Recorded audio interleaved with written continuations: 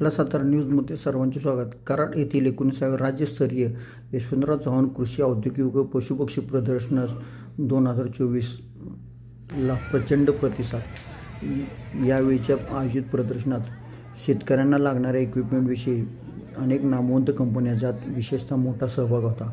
त्याचबरोबर येथील कृषी विभागाने शेतीत जे नवीन तंत्रज्ञान वापरले त्याविषयीच्या प्रतिकृती या कृषी प्रदर्शनात सर्वांचे लक्ष वेधून घेत होत्या। सुमारे 5 दिवस चालणाऱ्या या कृषी प्रदर्शनात महाराष्ट्रातून मोठ्या प्रमाणात शेतकरी बांधव सहभागी होतात। तसेच या प्रदर्शनात यावेळी कूपर कंपनीने प्रथमच लॉन्च केलेल्या नवीन ट्रॅक्टर या प्रदर्शनात डेमोसाठी ठेवला होता। त्यासोबत वेगवेगळ्या जातीचे पशुपक्षी तसेच जनावरांचे देखील या ठिकाणी प्रदर्शन आयोजित केले होते। मात्र या प्रदर्शनात वाहतूक पोलिसांच्या नियोजनाअभावी वाहतुकीची मोठ्या प्रमाणावर कोंडी झाली होती। त्याचबरोबर येणाऱ्या प्रेक्षकांसाठी वाहने लावायची मोठ्या प्रमाणात गैरसोय झाली होती।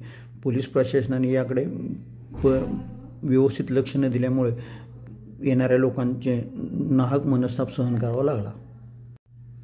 शनिवार रविवार 2 दिवस सलग सुट्टी असल्यामुळे या प्रदर्शनास कराड तालुका तसेच सातारा जिल्ह्यातून लहान मुले, शाळा कॉलेजचे विद्यार्थी विद्यार्थिनी आणि शेतकरी बांधव मोठ्या संख्येने हजर झाले होते।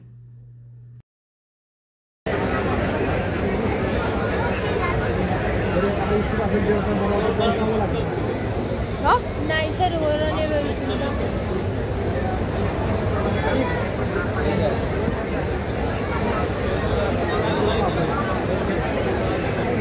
फिरून जायचं का म्हाताऱ्याला एवढंच आहे